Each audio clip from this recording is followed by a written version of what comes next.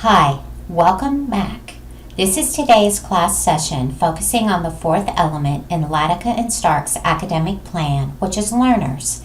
This is segment 2 of today's lesson.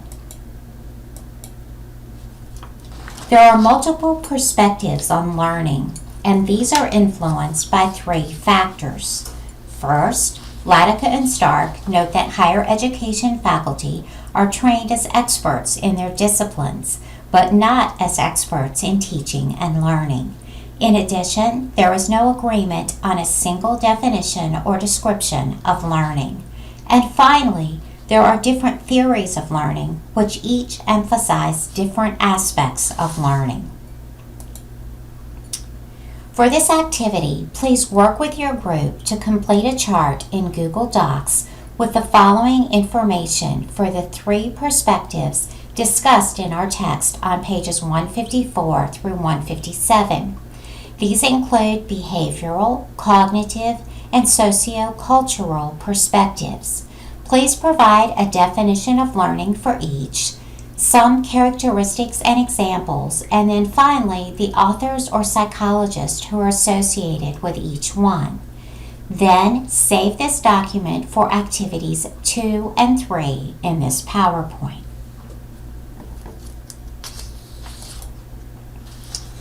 Controversy exists between psychologists who accept the concept of general intelligence and those who accept the information processing approach, such as Sternberg in 1985, who introduced a 3-part model that included analytical, creative, and practical intelligence.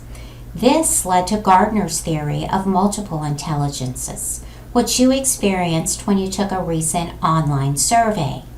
In addition, most theories recognize the role of environments or culture, but do not study or describe how these influence the development of intelligence. Researchers have also identified students as surface or deep learners and note that learners use different stages depending on the situation. The difference in surface or deep learning also depends on the student's prior knowledge and motivation to learn. It impacts learning processes and outcomes, including integration of learning and retention.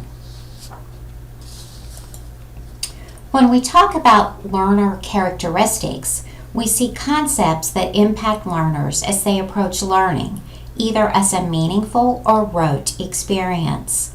We know that learning styles are important as they indicate an individual's preference for certain strategies and approaches to learning. Learning strategies such as selection, acquisition, construction, and integration by Weinstein and Mayer in 1986, and complex learning strategies that include rehearsal, elaboration, and organizational strategies by McKeechee, Pintrich, Lynn, and Smith in 1986, control how information is processed and in turn increase the chances for effective learning to take place. Motivation and self-efficacy explain why students initiate and persist with activities, while goals indicate the value a learner places on an activity and whether it is a learning or performance goal. Interest may be individual or situational, and engagement measures the student's level of involvement or behavior.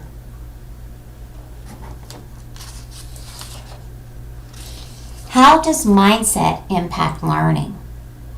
Please watch this 10-minute video with Carol Dweck to find out, and then respond to these questions on this week's forum.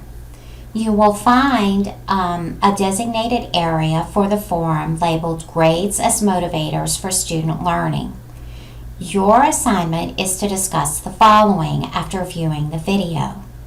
Faculty in general education courses typically cite grades as the only extrinsic motivator for students. Do you think this is an accurate statement? If so, does it apply to both undergraduate and graduate students? Would there be a difference in student learning if faculty utilized the not yet feedback that Carol Dweck advocates? Please take time now to watch the video and respond on the forum. Once you're finished, please return to the next slide.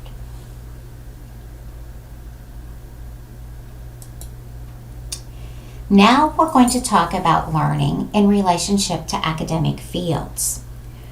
Research indicates that students bring previous experiences to the classroom.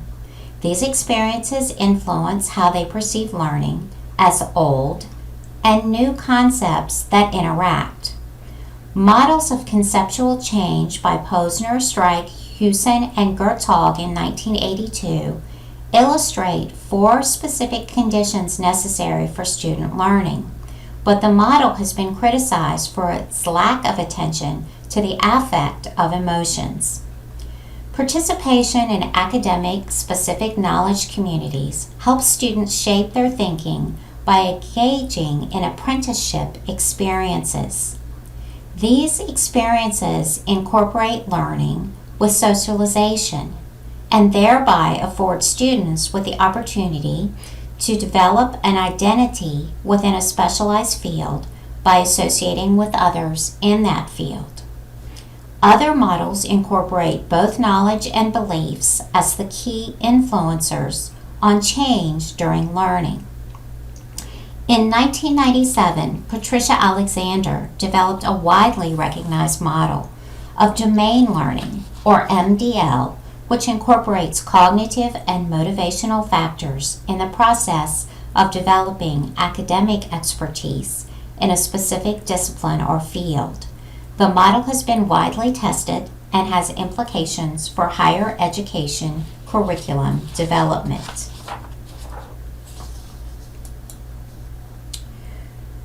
This session has focused on learners and how they interact with curriculum design as receivers of information. Course and programs at the graduate level seek to develop domain knowledge in learners, starting with factual knowledge that builds a conceptual framework for retention of information and future use. Learning must focus on the learner's self-defined goals and willingness to monitor and control their own progress. And finally, the environment should be one that involves students as active learners who make connections both inside and outside of the classroom with their knowledge. For Activity 2, please read The Development of Expertise, The Journey from Acclimation to Proficiency. We'll explore the model of domain learning through this article. Please read the topic now and share your responses per the instructions provided with your group in a class document for today in Google Docs. Please add your responses to this activity on the Google Doc you started for Activity 1. Make sure that when you talk about whether or not college courses at the undergraduate and graduate levels today address the 3 stages in MDL expertise development, you explain your rationale for your opinions.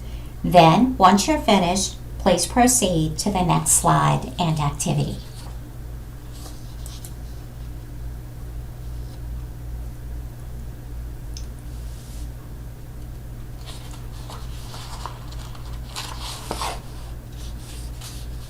So far in this course, we have focused our attention on students as learners. As such, they are consumers in higher education. Higher education institutions have a product, post-secondary education, which they provide, and students are free to go to the college of their choice. As consumers, students make choices for a variety of reasons. Because consumer feedback is important, end-of-course evaluations are provided to allow for feedback regarding the student's experience and level of satisfaction. This provides faculty with information which can be used in the future to adjust courses as necessary. Would there be value, however, in listening and incorporating students' voices into the course design process itself? Could there be an opportunity to involve students directly in curriculum decision-making at an earlier stage to provide more input in the learning process. Think about those questions for a minute as you proceed to the next slide. For Activity 3, please read the article which is posted on Moodle. There's also a link here called The Student Voice in Higher Education Curriculum Design. Is there value in listening? Once you have read the article, record your responses to the following questions with members in your group. First, what are the advantages of including students in curriculum design? Second, what are the barriers that would prevent such a concept to be implemented in higher education institutions?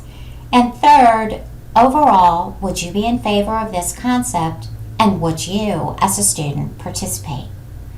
Record your group's responses in your Google Docs section labeled Activity 3 for this session, and then submit that document for your group in the designated space on Moodle 2.